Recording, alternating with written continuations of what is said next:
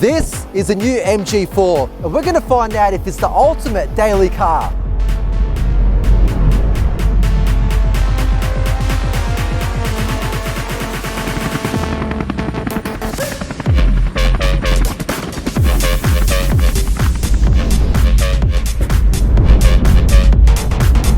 I'm Nate Gigovic and you're watching GamesTechAuto. If you want to see the latest car reviews, be sure to hit that subscribe button and hit that bell icon so you don't miss any uploads. This specific MG4 is a long-range version. Let's start off with the exterior from the back. At the back, we have a red glowing light bar as well as twin aero spoilers. Going to the side of the car, we have 18-inch alloy wheels with aero covers on top. We have tinted windows on the rear but not on the front, as well as a black two-tone roof. The car's sleek body lines going all the way to the back. The car comes in a few epic colors like this bright blue here, but the one I love the most is the bright orange. It does also come in the more classic colors like the ones right here. Let's get to my favorite part of the car, the front section of it.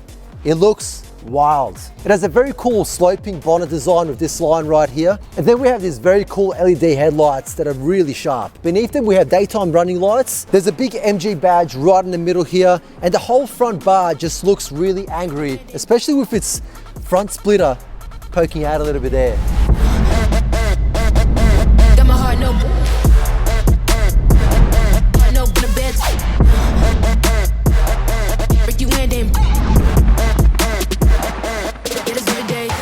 Before we go inside the car, let's talk about the price. So the MG4 series starts at under 40,000 Australian dollars, which is an absolute bargain for an electric car. The overall design is really great, especially with the sleek dashboard. It makes the whole car feel very spacious in here.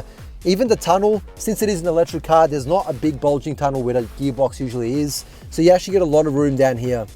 Overall feels pretty big. There is a big screen right in the middle here and a screen right in front of the driver. All of the things in the car that you would usually touch are very soft, like the dashboard, the steering wheel is very soft, as well as the center console and even the doors where your arm rests. The seats are made of PU leather and fabric in the center. The buttons are really high quality like the ones on the steering wheel, as well as the indicator switches. They have a nice bounce to them. The window switches feel good and the door handles feel really solid. In the center here, we have the drive select dial, which feels really nice to turn, a park button right in the middle, and a handbrake. Since the handbrake turns on automatically when you press the park button, you'll rarely ever use this one here. The glove box is really nicely dampened, and the center console feels like quality. It doesn't just slam shut. It can pretty much stay at any position you want it to be in. The buttons underneath the center display are really big and very easy to press while driving. The steering wheel itself has a good grip and is very comfortable to drive for a long period of time. The glove box is about a medium size. You can fit a lot of documents in there, but where it gets really big is inside the center console. It's very deep, you can fit a fair bit. There's a lot of room in the little cubby holder as well for all your messy bits. There are two cup holders right at the front here, and you probably could fit a small bottle inside the doors as well. There is even a little net right here that can fit the car key. The only thing I wish it had was some lights in the visor mirrors. Neither of them have it. Overall, a really good design for the interior. The driver's seat is six-way adjustable, so it goes front, back. You can lean back, lean forward, or you can go up and down. It's also very comfortable, nice and soft seat. The steering wheel is very adjustable for reach. It's got a fair bit of motion front and back, and you can go up and down as well. The visibility overall in here is very good. It's got a massive windscreen. The windows are large, front and back. And even in this corner here, I feel like I can see very well. There's nothing really blocking it here. Even though the pillar is quite big, I can still see it very well.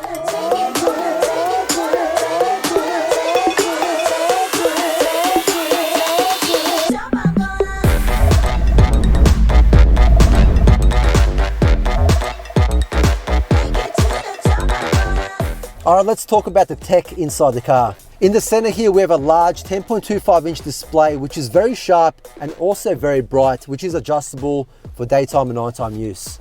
The system has Apple CarPlay and Android Auto, which is wired, but what is wireless is phone charging, which is right here. When running Apple CarPlay or Android Auto, since it is wired, you can actually run a wire from the charger underneath going through this little hole here. And yes, you can fit pretty much any charger through there because there is a bigger opening than what you can actually see. The large driver's display that is right in front is very clear, very visible in daytime with bright sunlight. and it just shows pretty much everything you really need. The right joystick on the steering wheel actually controls the display right here. Underneath this section right here, we have a USB-C and a USB-A charger, as well as a 12-volt port. Both front seats are heated, as well as the steering wheel. The side mirrors are auto folding, so as soon as you lock your car, they will fold in and unfold out when you unlock it. And there is also an auto dimming rear view mirror. And before I forget, there is also a little compartment for your sunglasses right here. Here we are in the back of the MG4. I'm 5'11" and I've still got plenty of space with the headroom. There is still plenty of space with the knees as well. And my feet actually have some room to move down here as well. So it's actually quite comfortable for my height at least. The floor in the back is nearly flat with a tiny little tunnel, which won't make much difference if you sit in the middle. So that's still pretty comfortable. But what else is really cool is that you have a USB-A charger at the back, and there's even a storage space for your phone whilst charging down there. What I also do love is that there is a big pocket in each seat, but the best part is up here, you have plenty of space to fit 1 or 2 phones for your convenience. You can also mount the child seat very easily. There are mounting points right behind here with the Velcro, so really easily accessible.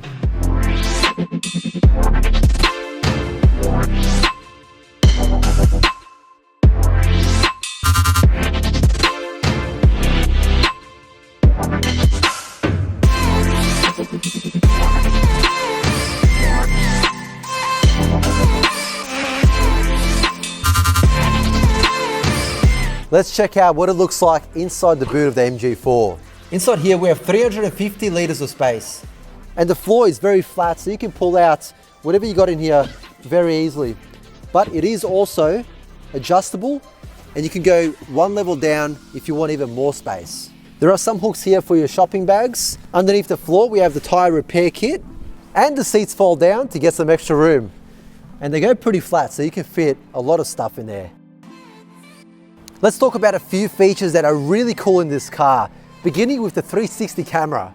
So this is what the 360 camera looks like, which automatically turns on when you go into reverse. Another cool feature that the car has is the vehicle to load capability. So you can essentially plug in a household appliance right into here and power it, like a kettle, microwave, a fridge, pretty much anything. This would be amazing when you're going camping. The MG4 has the MG Pilot system, which comes with about 10 different assistants that really help you out when you're driving. Like lane keep assist, where it keeps the car within the 2 lanes. It's got radar cruise control, which works really well. It can even go all the way down to 0 kilometers per hour. It's got intelligent high beam control, where it automatically switches on the high beams when it notices that there are no other cars in the area. There is blind spot monitoring that is in the side mirrors. I found this to work really well over the time that I've had this car. There is even automatic emergency braking, which works very well. It is quite sensitive, but you can adjust that in the settings of the car. There's also speed sign detection, as well as rear traffic alerts. You know what the best feature is? It's a 7-year warranty, so you don't have to worry about anything going wrong for 7 years. The passenger seat isn't electric, but it does have a quick release, so you can go from the seating position straight to hiding position from your mistress real quick. The MG4 has a single electric motor that is at the back, so it makes it a rear-wheel drive, which makes it feel a little bit more sporty. With 180 kilowatts and 350 newton meters of torque, it's got a lot of punch. It does 0 to 100 in 6.5 seconds, and to be honest, it feels even quicker than that with the instant torque that the electric motor has. The long-range model that we have here comes with a 77 kilowatt hour battery that gets you around 530 kilometers of range. If you want to charge the MG4 at home, it has 7 kilowatt single-phase charging as well as 11 kilowatt three-phase charging, so you can get it from 0 to 100% in just 7 hours. But if you go to a CSS public fast charger, which can do 150 kilowatts per hour, you can charge it from 10% to 80 in 38 minutes.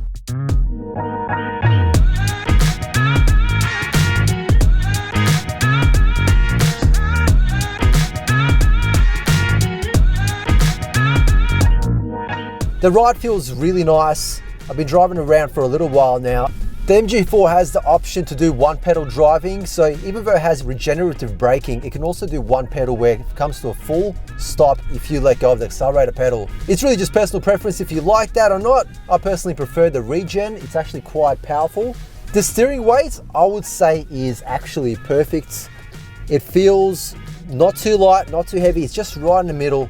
So far, I would say that the 530 kilometer range is pretty accurate, even though I haven't been driving it you know, very economically since I have been testing it. I'm still getting very close to that.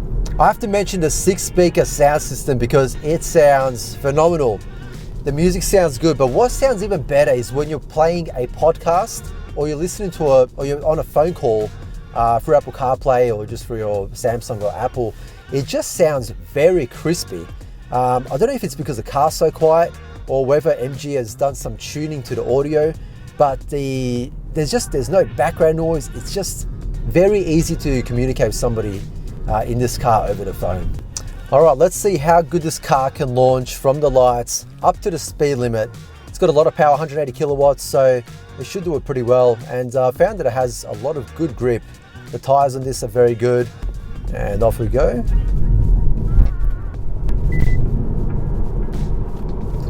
And there we are up to the speed limit. I'm pretty sure we've left him behind about 3 to 4 bus lengths. So this car really does pull hard. And the best part is that it's completely silent while it does it. It doesn't make any fuss. It doesn't feel like it even tried to do it. It was just so simple.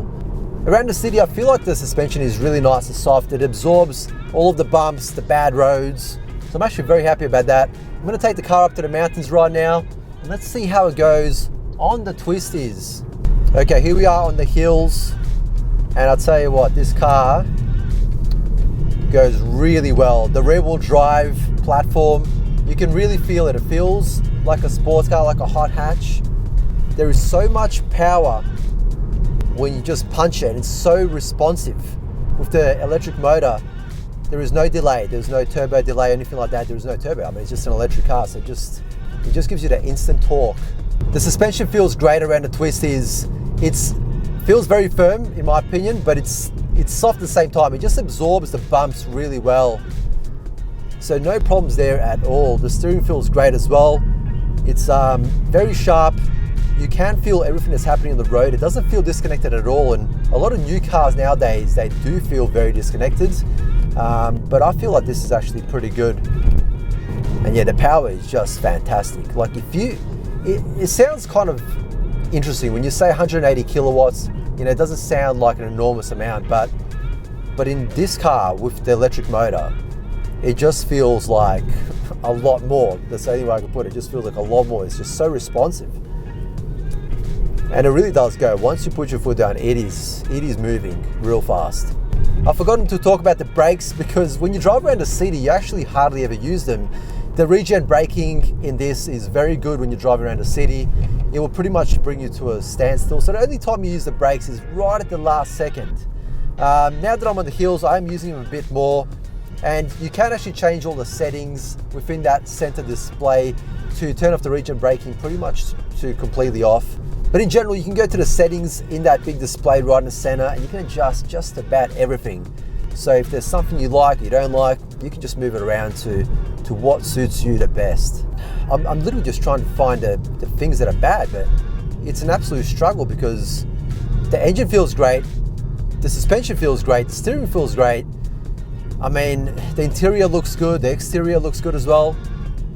It's a bloody good car. It really is.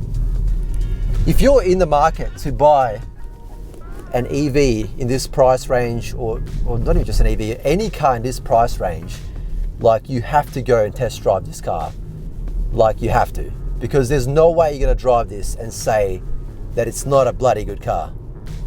So yeah, that's my recommendation. Get out there, go have a look at it, test drive it for yourself, and you'll see what I'm talking about. Anyways guys, thanks for watching this video. If you enjoyed it, please hit that like and subscribe button. I'll also leave a link below in the description to the MG website for the MG4. You can view all the different models there and all the details as well. Yeah, have a good one.